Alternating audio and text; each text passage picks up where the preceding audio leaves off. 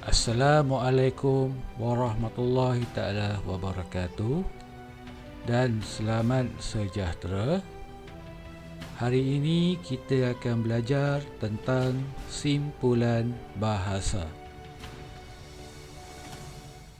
Maksud simpulan bahasa ialah terdiri daripada dua patah kata yang membawa maksud yang tepat dan padat. Contoh-contoh simpulan bahasa ialah: yang pertama, ulat buku; yang kedua, otak cair; yang ketiga, murah hati; yang keempat, berat tulang; dan yang kelima, buah tangan.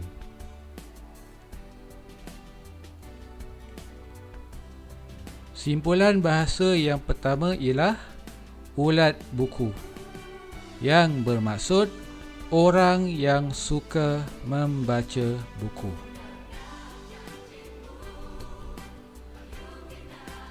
Contoh ayat bagi ulat buku ialah: Kamal seorang ulat buku kerana suka membaca buku di perpustakaan. Simpulan bahasa yang kedua ialah otak cair, yang membawa maksud pandai. Contoh ayat untuk otak cair ialah: Zulaikha otak cair dan cepat memahami pengajaran guru di sekolah.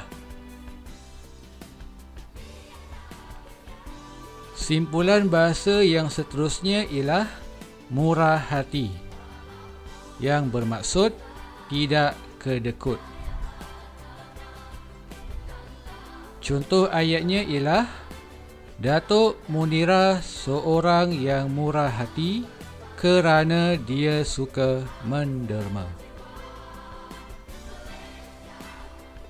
Simpulan bahasa yang keempat, berat tulang, yang bermaksud malas bekerja. Contoh ayatnya: Imran seorang yang berat tulang dan asyik menonton televisyen.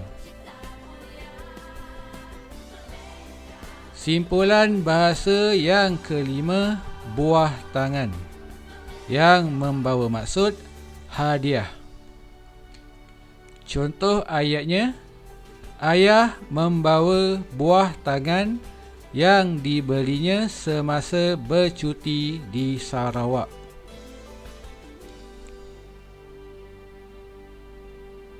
Baiklah, untuk aktiviti simpulan bahasa ini, murid-murid perlu membuka modul minggu yang kedua dan baca dahulu nota yang diberikan. Kemudian buat latihan yang berada di sebelahnya. Murid perlu menulis maksud simpulan bahasa yang bergaris. Seterusnya, kita akan mempelajari kata nama khas.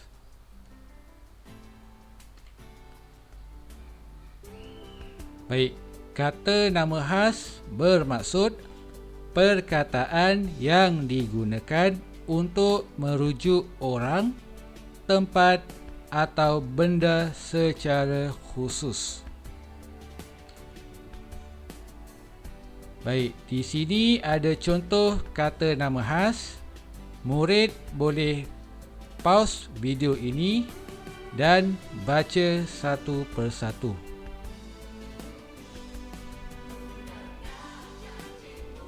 Baiklah.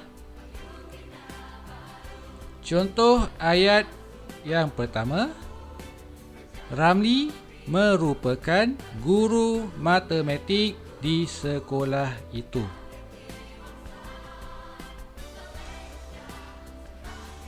Ayat yang kedua, kucing kesayangan ibu bernama si Tumpuk.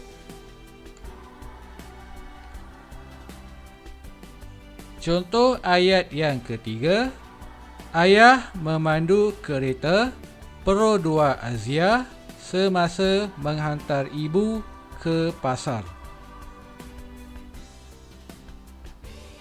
Dan contoh ayat yang keempat, Datuk dan Nenek pergi melawat rumah cucunya di Kuala Lumpur.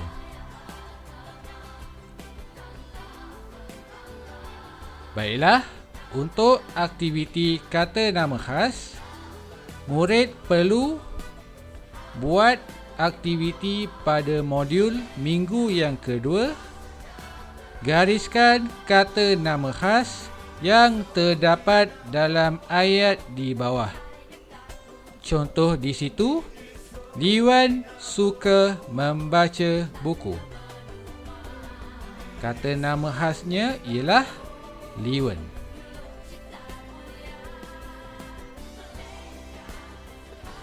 Baiklah, untuk pembelajaran kita yang seterusnya ialah kata ganti nama diri. Maksud kata ganti nama diri ialah yang merujuk diri orang tertentu, iaitu diri orang pertama, kedua dan ketiga. Contoh kata ganti nama diri yang pertama ialah kata ganti nama diri pertama. Contohnya, saya, aku. Kata ganti nama diri kedua, contohnya, kamu, engkau, awak. Dan kata ganti nama diri yang ketiga ialah dia, mereka, beliau.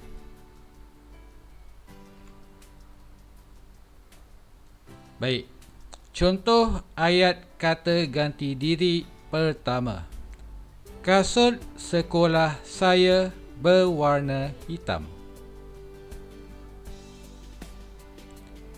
Contoh ayat kata ganti diri kedua. Kamu mesti hadir ke sekolah sebelum loceng berbunyi, kata cikgu kepada Salim. Contoh ayat kata ganti diri ketiga. Mereka didenda oleh cikgu disiplin kerana ponteng kelas bahasa Arab. Baiklah, untuk aktiviti kata ganti nama diri, murid perlu membuat latihan 3, isi tempat kosong dengan kata ganti nama diri yang sesuai. Sekian saja untuk pembelajaran bahasa Melayu kita. Assalamualaikum warahmatullahi taala wabarakatuh.